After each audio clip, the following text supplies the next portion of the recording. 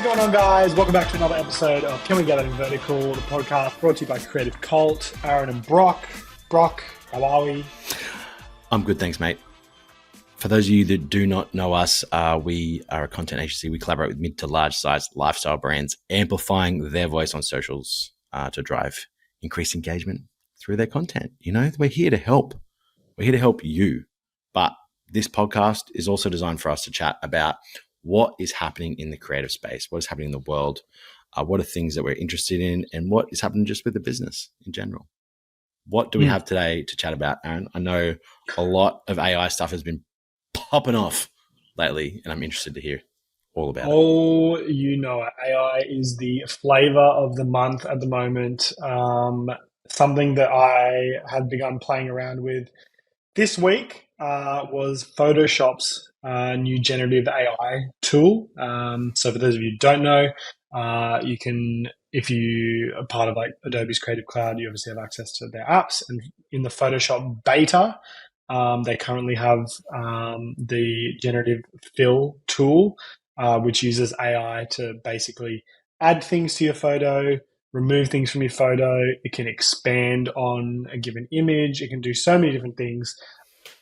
And I mean, it could just be our algorithm, Brock, but I feel like I'm getting fed so much content on TikTok and Instagram of just people using generative fill to like make photos better, remove watermarks, expand things. It's crazy. The best one I've seen recently, you may have seen, I may have shared it with you, was a gentleman had a photo in front of Christ the Redeemer in Brazil, where he's doing. For those that can't see that because you're listening, I'm doing like a little jump in the cheering. He's doing the Christ the Redeemer pose. He's putting his arms out and he's jumping. Yeah, but he's jumping in the air. He says in the post where he's that he could never have posted the picture because there was so many people in the picture.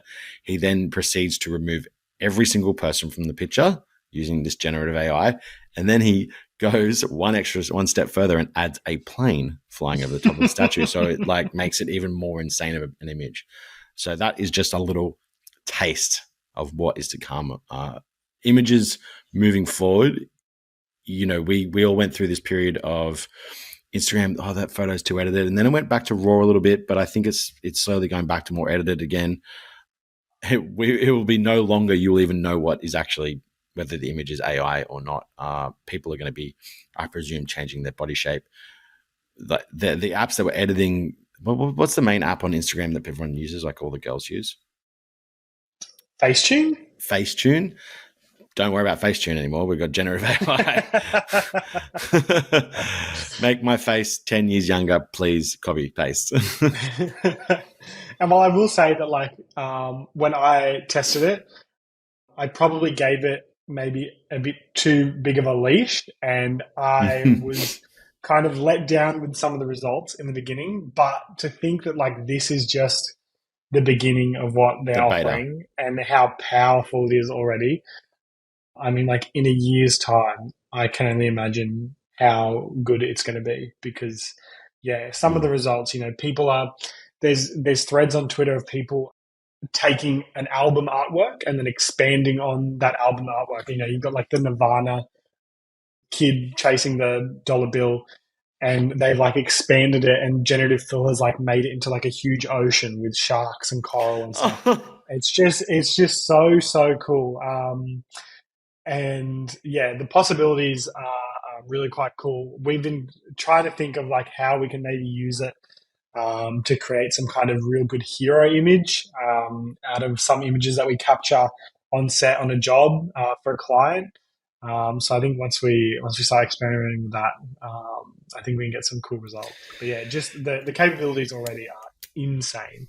These sort of things, and whether you're a client or whether you're a creative, are things you need to be trialing and testing out as they happen. The power and just the speed of which I think we talked about the podcasting one last week, the speed of which you're taking jobs that were previously 5 to 10 hours of editing and trimming them down to minutes. The speed in which we're going to be able to produce content and put it out and the cost that's going to be is going to drop dramatically. So it'd be interesting to see kind of where that money flows. I think will be the most interesting part for the industry, as that kind of speed continues to, like, as the speed continues to, it just, everything just continues to speed up. It's like, what will the money be used for now? Is it just going to be bulk content? Is it going to be more long form stuff and like more Hollywood-esque, I suppose, content where you're more storyboarding stuff and more doing things like that rather than just the Gary V model of filming and just capturing? Because I think we're moments away from you film and capture, and you just put all of that content into an AI, and it goes, these are the interesting parts, and you just go through and select, more so than having to have your team watch through and mark things and do all that kind of stuff. I think that's that's a year away max. I was watching a vlog the other day, and I thought, the formula for just like a generic vlog to be uploaded to YouTube is so simple. It's like, montage of clips, then like part where you're like speaking about like whatever you're doing, and then like on to the next montage, speaking, montage, speaking.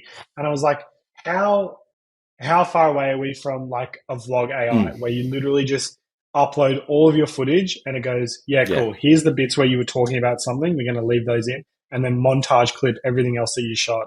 Add some generic music. Boom, done. Because it knows what it's looking at as well. So you can be talking and it can be doing cuts to like the thing that you were talking about that happened that day. Or conversely, like let's talk about the future cloud-based services where you've uploaded all of that stuff and it cut to older videos. So you're not looking for that old content anymore. It's just loaded on.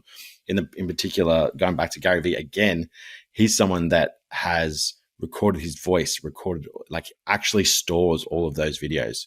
There's no raws that he doesn't still own or have from everything, every bit of footage that's been cut or done with him, because he wants to eventually create a super, like a super Gary Vee that you can just ask questions or scroll backwards. For those of you, I think, that have seen Ready Player One, where the main character goes into the library and he can kind of scroll through that one person's life. Gary Vee is trying to create something like that. So that's not that far away, really, when we're looking at this technology. You're inside of that window now. If you're under 30, if you're around that 30 to 40 years old or under, you're in that window now where you probably see something like that happen in real time. Especially considering the speed at which AI is evolving. It's like insane. Like this time last year, it kind of really wasn't too much. It wasn't even a thing. And then, ChatGPT comes along, Midjourney comes along. All these things just start happening, and you're like, wow, this is snowballing very, very quickly. We're definitely going to be trialing it more. We want to do a lot of things that we've been seeing lately in the industry as well is creating a brand. So as creatives, we could go create a brand that isn't actually a brand. So for us, working mainly with lifestyle brands in that field, we want to go and create a brand that isn't actually selling anything, but just a shell of something that someone could go and go, sick, I actually want to do something like that. And that, here is someone that's already created a sick brand.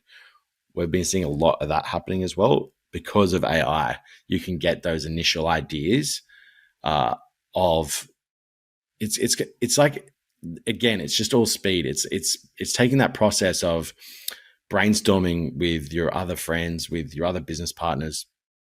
And in some cases, like the solopreneur, you don't have those people around you. So it's allowing you to go into and go, what are my thoughts? What are my ideas? And then just give you, and I work very much like that as well. And I know you do, Aaron. It's like, if I can see something visually, it can get me on the right path straight, like really quickly.